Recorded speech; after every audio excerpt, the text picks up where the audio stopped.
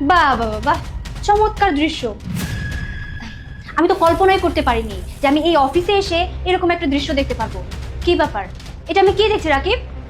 মানে আমি বুঝলাম না এসব কি। তার মানে তুমি তলে তলে আমার আড়ালে এইসব কিছুই করে বেড়াতে, তাই না? আমি তোমাকে এত ভালোবাসি, এত ভালোবাসার পরে তুমি আমাকে রেখে শেষমেশ কিনা আমারই ছোট বোনের সাথে। তোমার লজ্জা করে না? শালীরা তো নিজের বোনের মতো হয়, সেই বোনের সাথে তুমি এইভাবে অফিসে বসে নোংরামি করছো।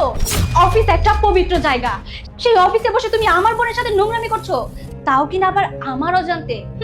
তুমি কি ভেবেছো আমি কিছু জানবো না? আমি কিছু বুঝতেই পারবো না? আমি ছোট্ট খুকি, তাই না? অথই, তুমি এসব কি কি বলতেছো? আমার হাজবেন্ড আমার বোনের সাথে তলে তলে এত কিছু করে বেড়াবে, প্রেম প্রীতি করবে, আর আমি এত কিছু বুঝতেই পারবো না? ইস, আগে কেন বুঝলাম না, এখন কেন এসে বুঝলাম? তুমি এটাই ভাবছো, তাই না? শোনো, তোমাদের এই কুকীর্তির কাজগুলো অনেক আগে আমার চোখে ধরা পড়েছে। আমি শুধু জাস্ট তোমাদের সময় দিয়েছিলাম যে দেখি না তোমরা আরো কত দূর যেতে পারো, কত কি করতে পারো। আপু, আসলে তুই যেটা ভাবছিস বিষয়টা এমন না। একটা কথাও বলবি না। তোর এই মুখ থেকে আপু ডাকটা শুনতে আমার এখন লজ্জা লাগছে, আমার ঘেন্না লাগছে। কিভাবে পারলি তুই? হ্যাঁ, আমার সংসারে আগুন লাগাতে তুই কিভাবে পারলি? তুই না আমার ছোট বোন, তুই না আমাকে এত ভালোবাসিস? আমি তোকে এতটা ভালোবাসি, মা মারা যাওয়ার পর থেকে কোলে পিঠে করে আমি তোকে মানুষ করেছি।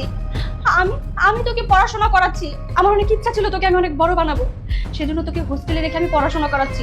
আর হোস্টেলে দেখি আজকাল তোর মনই বসে না। 2 দিন পর পরে তুই আমাকে কল দিয়ে বলিস, আপু আমার ভালো লাগছে না, আমার এই হচ্ছে, আমার সেই হচ্ছে। আমি বাসায় আসি, আমি এসে তোমার মুখটা একটু দেখি। এই আমার মুখ দেখা?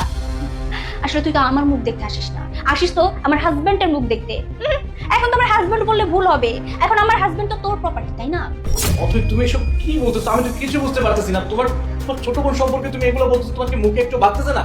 আর দেখো, ও আসলে আমার কাছে আসছিল, ওটা কিছু টাকার দরকার, সেটার জন্য আসছিল, অফিসে বসছে। আর আমি তো যখন কিছু করছিলাম, তুমি কি দেখে শুধু শুধু এসব কথা বলতেছো? একদম চুপ, আর একটা মিথ্যা কথা বলারও চেষ্টা করবে না। ওর যদি টাকার এতই প্রয়োজন ছিল ও আমাকে কল করতে পারতো, ও তোমাকে কেন কল করবে? কল তো করেছে, অফিসেও এসেছে, আবার সুন্দর করে তোমার কোলে বসে তোমার আদর খাচ্ছিল, তাই না? ইস, ভুল টাইমে আমি চলে এসেছি। শোনো, তুমি কি ভেবেছো আমি এতই বোকা, আমি কিছু বুঝি না?